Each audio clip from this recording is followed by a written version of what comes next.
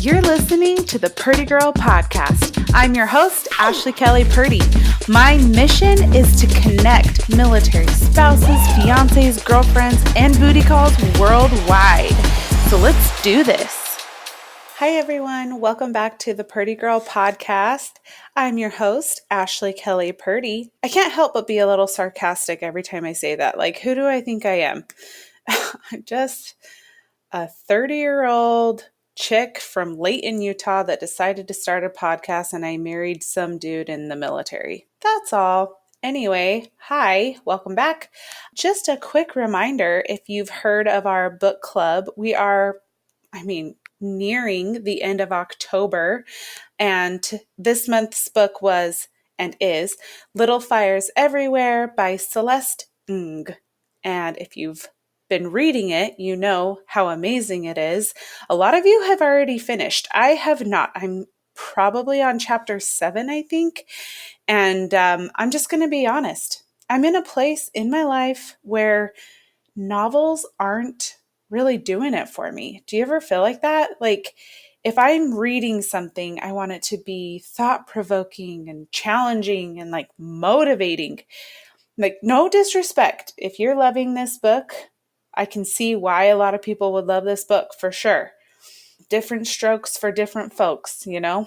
But I'm definitely not in a place of loving novels. And I don't know what that says about me as a human, but that's just where I'm at in my life. So I am reading another book on the side. I feel like I'm cheating on my book club, but it is giving me that dose of motivation that I need in the morning. And it's called Everything is Figureoutable by Marie Forleo. And I really am digging this book. Just another, if you're like me and you're not really feeling the novels right now, I recommend this book. I feel like she gives tangible tools for basically my everyday life. A lot of it is stuff I've heard before, but I forget, like, just the simple notion of taking small steps towards my dreams and ignoring the drama in my head. That is so real right now. Janet, aka my inner critic, she's just been on a rampage lately with a ton of doubt, a ton of fear. And I'm like, girl, you need to shut up. She's super dramatic.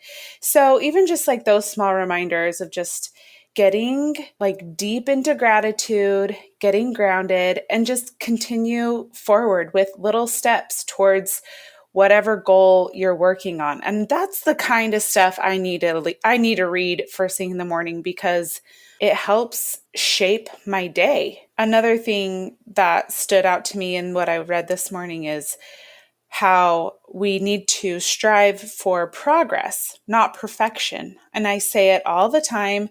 Perfect is boring. I want it tattooed on my forehead. I want it printed on my gravestone.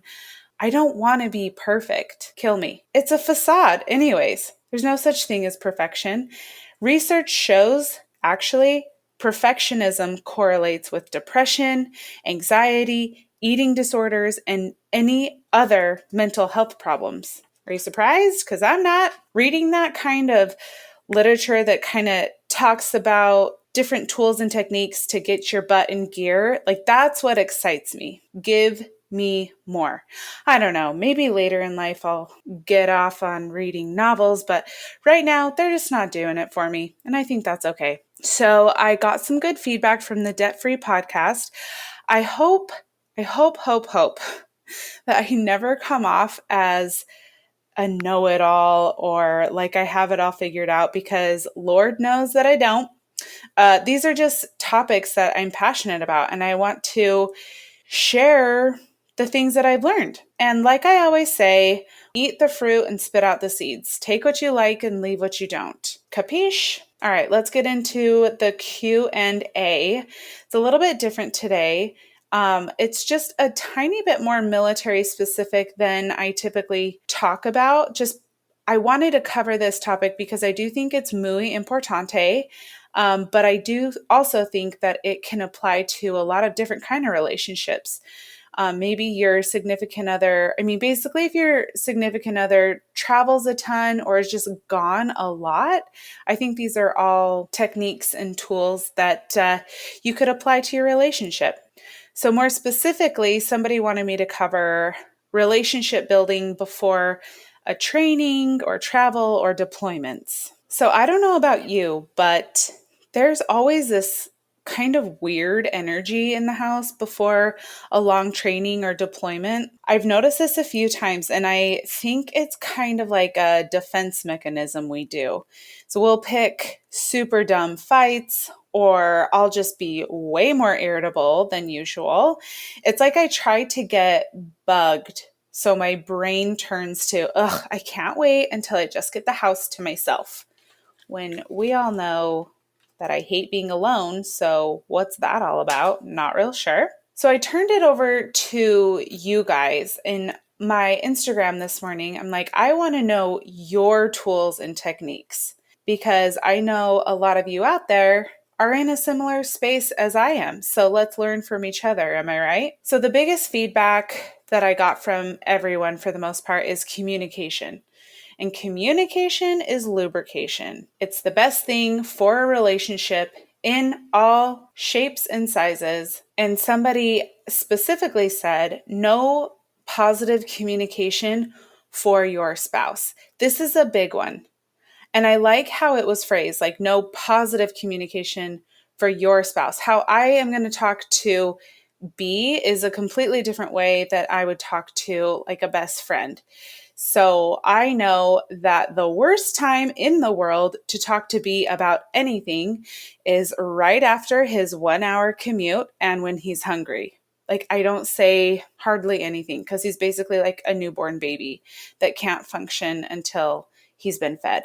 So, and I get it, like relax, unwind, but I got some shit I need to talk to you about. So I've found, and this is no secret with B as well, we know we have our best conversations after dinner when we're on a walk. And our walks are getting longer and longer. And not because we have a lot of stuff we have to work through. It's like we're silent in the apartment together. And then as soon as we're out walking and we're side by side, we just blah, blah, blah, blah, blah, blah, blah. There's just so much stuff to say all of a sudden. And so if there was a long training coming up or something, like, which there is, I know that if there were things that I needed to work through specifically, I would choose that window basically over any other time. So I don't know what it's like for you and your significant other. Maybe you need to go on a drive, or maybe you could talk right after sex. I don't know. But I do think that it's important to figure out when the best time to communicate with your significant other is. So my friend Haley said, be healthy enough. So she's talking before a deployment or a training or travel. Be healthy enough to be okay alone, but emotionally available for your partner, and set personal boundaries. Cello, I needed that one. And I think it's something that I'm able to do, but I personally have to work on that, like being healthy enough to be okay alone for a significant amount of time. Some people, they thrive when they're alone. I think one thing that is important for me, if you're like me and you like to be surrounded by friends and family and just people in general, is planning a trip or vacation if it's financially in your budget, like, okay, B is going to be gone for these months. I'm going to plan a trip to go and see my sister. Just an idea. My other friend, Ariana, says, be on a schedule for when you're going to talk to each other while they're gone. Make time and make it a priority. Keep each other involved in your days. A lot of times with deployments, the times that they'll call will be super inconvenient because of the time difference. And it's a huge bummer. It's so frustrating when you're in the middle of an appointment and you look down at your phone and you see you missed a call. It's such a bummer. So what I would do during those times, I would keep a notepad of little things to tell B when we finally talked, like the littlest, dumbest things, because I don't know if your person has ever been deployed before, but if they're anything like B, like first of all, he doesn't really talk a whole lot, which works well in our relationship, but can kind of be hard or frustrating to have a conversation. And he can't tell me what he's doing with his day to day when he's gone. So it is on my shoulders to keep the conversation a moving and a flowing and lighthearted and fun and funny. So I will just like write down the smallest things. If something made me laugh that day, I don't know. But it seemed to work pretty well for us. And if I kept missing calls, which is the worst, I'd write him an email and just, hi, checking in. Hope you're doing okay. You know, that's the nice thing about technology now. For the most part, I mean, last deployment, we were able to talk way more than the first deployment we did together. It's kind of cool that way. Another thing we would do, like before, this is more military specific, I guess, maybe, but before deployments and trainings, we'd always have the what if conversations. And I always make sure I'm in a good headspace and come from a logical position rather than an emotional position. We cover everything. It goes from, okay, what if the house floods or catches on fire? Then what? To what if, God forbid, something tragic happens? What are the specific steps I need to take? Do we have the will up to date?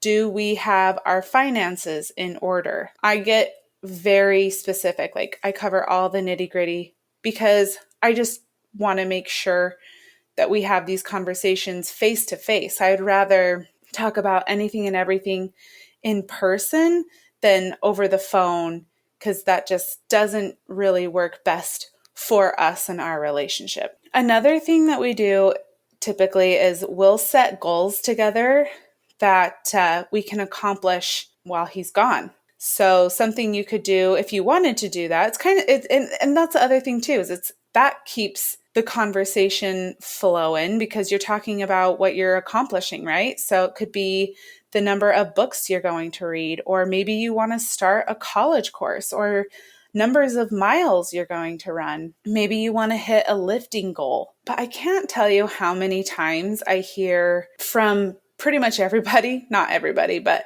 people will be like, I'm going to lose weight while he's gone. And I'm like, okay, like, yes, getting healthy and having goals around that is amazing and I'm here for it. But what if you switched it to something you can actually check off, something that's actually quantifiable, something that you could check off daily, like I ran 2 miles, check. I went to that HIIT class, check. The pounds will inevitably come off. So I would focus on building the healthy habit, not just the weight loss or size of jeans. You know, I digress. My other friend, Mesa, says, understanding what he's doing and why is huge to me. Talking whenever we can. She says it's much easier with technology now. She told me that her husband will be leaving the day before her baby's birthday and gone for the holidays, which is pretty common for a lot of military spouses, but it doesn't make it any easier. She says being flexible is huge. Don't fight it 95% of the time because they don't have control of what they have to do. Getting in a good mindset before he leaves with books, podcasts on positivity and strength, and have something to look forward to when they get home. You know, you could plan a trip. Or one time while B was gone, I made a list of all our favorite places we had to hit up when he got home. So you guys, those are just a few things. If you have any other ideas or want me to do a part 2 on this, I would be more than happy to. And if this was helpful for you, will you do me a huge favor and share it with a friend who you think might need it? Let's get this message out there. Let's help each other build better lives, but better relationships. I think it will inevitably make us happier humans, and that's the goal. So thank you so much for listening. I seriously love doing this, and I really appreciate the following that I have now. So thank you, and I'll see you next week. Thank you for listening to Pretty Girl Podcast. If you have a second, please rate and review and share this podcast with somebody you think would love it. See you next week.